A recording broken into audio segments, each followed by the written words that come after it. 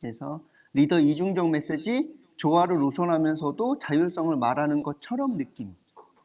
이게 뒤쪽으로 연결되는데 요 책에서도 뒤쪽에 공동 목표를 가져라라고 하는 것이 있고, 그리고 얼마나 협력하는지 자체를 평가하는 것으로 넣으면 좋겠다라는 얘기도 있고, 뒤쪽으로 가면 아예 다른 책에 평가 제도를 바꿔라 버려라 라고 하는 책에서도 얼마나 우리 조직에 기여해서 공통의 우리 조직이 얼마나 기여하고 다른 직원들의 업무에 협력했는가 하는 것을 평가의 중요한 기준으로 잡지 않으면 직원들이 자기한테 할당된 직무 분석표만 가지고 일한다는 거예요. 그러면 조직이 제대로 움직이지 않는다. 이런 내용들이 있어서요. 근데 지금 사회복지계는 선생님 조직은 잘 모르겠는데 사회복지 쪽은 이게 애매한 상황인 것 같아요. 그러니까 이게 나중에 하긴 할 건데요. 역할, 그리고 역할이 주어졌으면 그 역할에 대한 발휘할 만큼의 권한이 있어야 되고, 권한을 발휘한 만큼 책임을 져야 된다. 그래서 요 세 가지를 삼면 등가의 원칙이라고 하거든요. 그런데 방금 경계에 있다라고 얘기하셨던 것들을 잘 들어보면 역할이 불분명하게 주어진 거예요. 그런데 동양식 사고에서는 우리 전체가 하나니까 너 역할이 아니어도 좀 도와줘야지 라고 하는 문화가 좀 있다 보니까 내 역할은 아닌데 해야 될 것 같고, 근데 그런 마음이 있으신 분은 대부분 이타주의자고, 근데 이타주의자가 자꾸 협력적인 일을 하다 보면 자기 본연의 일을 못해서 나중에 이기주의자가 얄미워 보이고 뭐 이런 일들이 벌어지는 것 같아요. 그래서 이렇게 협업을 한다고 할 때에도 그 역할을 명확하게 구분해서 서로 결정해주는 시간을 가져야 된다. 이건 누구 역할인지. 그것과 관련된 책은 홀라크라시라고 하는 건데 저희 책에는 없어요. 그런데 저희가 민주주의 사회를 살고 있는데 법으로 서로 논의해서 결정을 하면 그 법에 따라서 개인들은 그 안에서 자유를 가지고 지내는 것처럼 회사 안에서도 그러한 규정들을 같이 논의하는 자리가 있어야 되고, 애매한 역할이다 그러면 이거 누구 역할이어야 되느냐 라고 하는 걸 결정하는 자리, 그래서 모두 다 아는 형태로 역할이 명확하게 규정되면 그 안에서 각자 자율성을 가지고 일해야 된다 라고 하는 책이 있긴 하거든요. 근데 이게 너무 미국식이라서 책을 뺐어요. 우리나라에서 적용하기는 어려울 것 같아서. 근데 근본 개념을 좀 저희가 논의할 필요는 있을 것 같아요. 나중에 다시 요거 3면 등가의 원칙을 다시 할게요.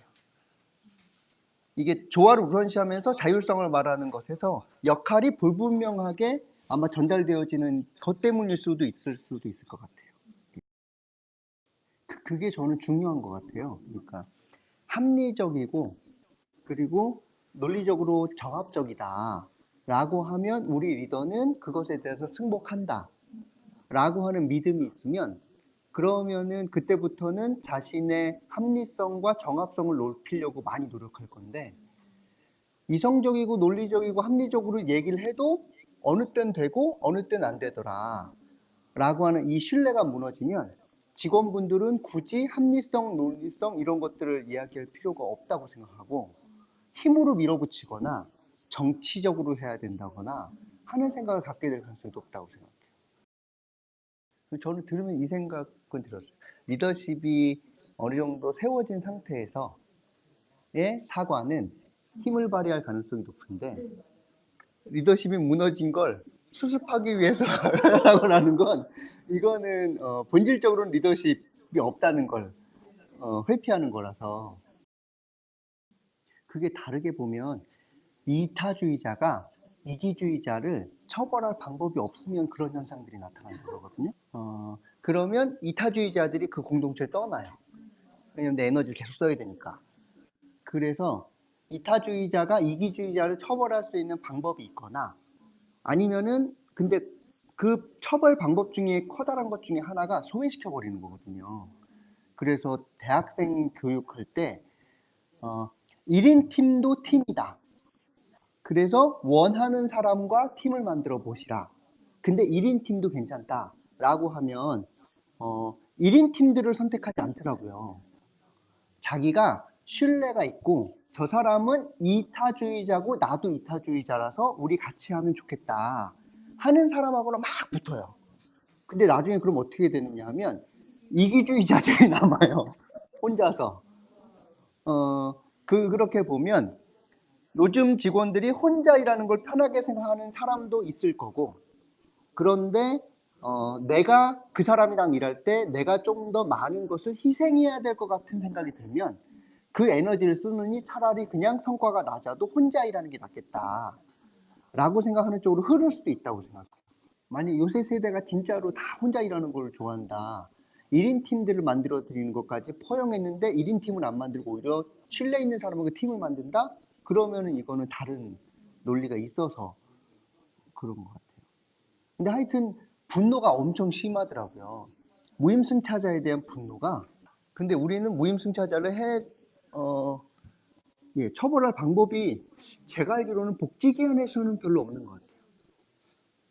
직원들 중에서도 저 직원은 우리 조직을 위해서 아까 경계가 애매한 일들도 적극적으로 나서는 직원이 있고 자기 일만 챙기는 직원이 있는데 자기 일만 챙기는 직원에 대해서 나머지 직원들이 처벌하거나 하여튼 사회적 쪽을 주거나 할 수 있는 방법이 복지계 안에서는 작동이 안 되니까 이럴 거면 그냥 내 일이나 하자 라고 하는 쪽으로 흘러갈 수 있는 구조도 될 수 있지 않을까? 라는 생각도 있긴 해요. 이게 다 일반화할 수는 없는 거지만 최소한 어느 직원이 기대에서 벗어나서 못 미친다 라고 하면 개인적 속성인지 아니면은 업무적인 이 조직적인 특성에서 발현되어지는 것인지 이 두 가지 측면을 좀 살펴볼 필요는 있다고 생각해요. 저희가 다르게 생각해 보면 개인적 속성이 주된 그 요소다. 만약에 그렇게 결정을 하잖아요. 그러면 리더십이 설 자리가 없어져요. 왜냐하면 확정되어 있는 거기 때문에 그냥 이해하는 것밖에 안 남는 거예요. 그런데 직원의 개인적 요소도 있으나 어떠한 환경 조건과 조직 문화를 만들어 주느냐에 따라서 직원들도 큰 영향을 받는다라고 하는 것이 사실일 때에만 리더십을 발휘해서 영향력이 나오게 되거든요. 그래서 저는 속성도 있으나 어떤 조건을 만들어 주느냐에 따라서 직원들이 영향을 받는다. 이 요소도 절대 무시하면 안 되는 요소라고 생각합니다. 또 이것도 있다고 생각해요. 그 논쟁하고 서로 지적으로 토론하는 것에서 너무 많은 주제를 가지고 하면 직원들이 지쳐서 떨어지거든요. 사업을 한다라고 하면 사업에 추구하는 미션 비전과 그 사업의 정합성이 맞느냐, 즉 좀 더 거시적인 방향에 대한 것으로부터 조금 더 중도적인 방법론, 그리고 아주 구체적인 미시적인 방법 이렇게 있는데 최고 관리자와 이야기를 할 때에는 좀 더 거시적인 것에서는 논쟁적으로 토론적으로 가는 게 맞고, 그런데 미시적인 방법은 그냥 알아서 하시라 라고 해서 요걸 넘겨드려야 그래야지 에너지가 남아서 종합적인 미션 비전에 대한 큰 방향에 대한 토론이 가능한 에너지가 확보되는 것 같아요. 그래서 이 공간의 재발견도 보시면 직원의 뇌도 에너지가 한정되어 있으니까 그 한정되어 있는 에너지에 맞추어서 조직이 움직여야 된다. 마찬가지로 직원도 자기 사업 전체 중에서 모든 사안에 대해서 최고 관리자랑 논의를 하기 시작한다. 그러면 에너지 소모가 딸리고요. 첫 번째. 두 번째는 최고 관리자는 그동안 경험과 지적인 지식 수준이 훨씬 높기 때문에 모든 영역에 대해서 논의를 하면 모든 영역에서 질 가능성이 높아요. 직원은. 왜냐면 준비되지 않았고 정리 안 돼 있으니까. 그래서 영역을 좀 구분해서 논의할 부분과 그냥 맡길 사안 이렇게 구분해 보시면 어떨까 싶습니다. 현장에서 오해하는 리더십 중에 하나가 자율권을 많이 줘야 된다라는 얘기를 하는데 그 자율권의 기초에는 최소한 우리가 지켜야 되는 방향과 그것에 대한 합의가 있다는 전제 하에서의 자율권이어야 되는데 근데 이 구체적인 방향에 그러니까 그 큰 방향에 대해서 점검하고 하면 마치 내가 자율권을 침해하는 것 같고 나쁜 리더인 것 같고 일 못하게 하는 리더인 것 같아서 그래서 자꾸 극으로 가는 거예요. 처음부터 끝까지 다 관여해버리는 리더십 아니면은 그냥 방임해버리는 리더십. 근데 이거 아니라고 생각하고 우리 조직이 나아가야 되는 큰 방향에 대해서 과연 지금 생각하는 그 사업이 정합적이냐 이건 당신이 증명해야 되는 거고 이게 동의가 안 되면은 나는 이 사업을 우리 조직에서 할 이유가 없는 거다. 이 부분은 저는 철저하게 가야 된다고 생각하고요. 그 전제 하에서 자율권이 나오는 거죠. 그렇다고 생각해서 리더가 무조건 좋은 리더이기만 하고 다 들어주는 리더고 그리고 착한 리더이고 싶은 마음은 이거는 안 된다고 생각해요. 예, 버려야 된다고 생각해요. 전 요게 아까 그거 방금 말씀드렸던 그거라고 생각해요. 우리 전체의 지향성에 대한 거시적인 것으로서 묶어주고 기반이 되고 울타리가 되어지고 근데 그 안에서 내가 속해 있는 성향과 내 역할로서 어떻게 우리 전체의 것에 기여할 것인가 이 부분은 자율적으로 할 수 있는 그래서 범위 안에 자율이고 의무 안에 권리고 이 두 가지가 떨어뜨릴 수 있는 게 아니라고 생각하거든요. 그래서 큰 그림이라고 하는 저 공간의 재발견 뒤쪽에 나오는 그 개념을 얼마나 우리가 잘 잡느냐에 따라서 자연스럽게 여기는 공동체성이라고 써 있지만 사실은 큰 그림을 직원분들이 서로 동의하는 방식으로 가면 최고 관리자와 직원의 이해관계가 일치하게 되기 시작하고 그러면 자연스럽게 자율성과 공동체성을 조화를 이루어낼 수 있다라고 생각을 합니다. 이건 아마 공간의 재발견 쪽으로 가면 자연스럽게 이가 나오게 될 것 같아요. 저희한테 놓여 있는 건 이 두 가지를 어떻게 조화롭게 만들 것이냐.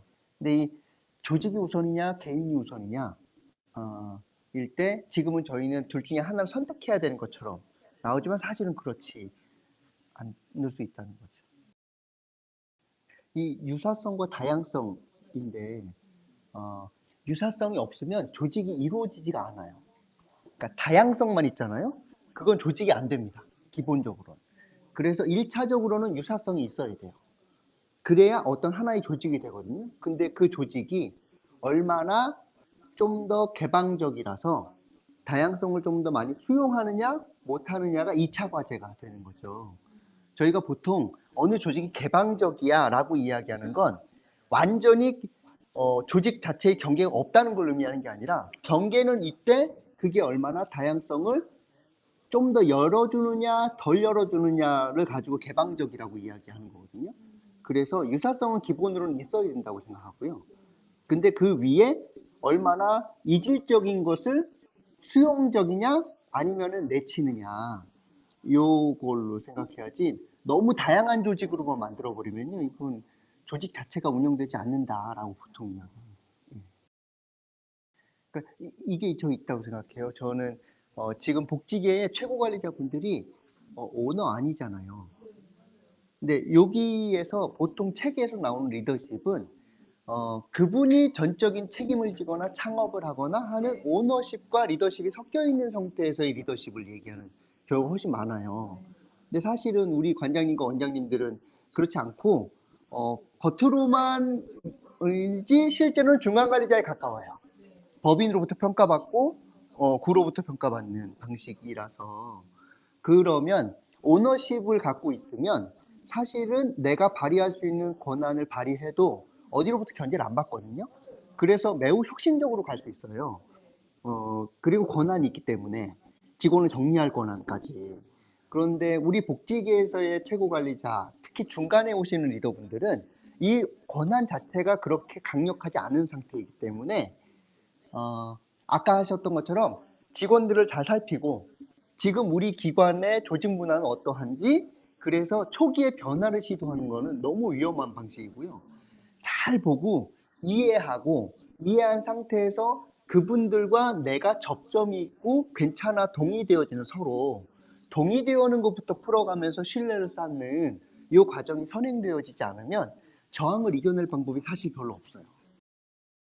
특히 리더 되신 지 얼마 안 되신 분 같은 경우에는 저는 내가 차라리 오너면 나를 평가할 사람이 없기 때문에 괜찮은데 마음이 덜 조급해져요.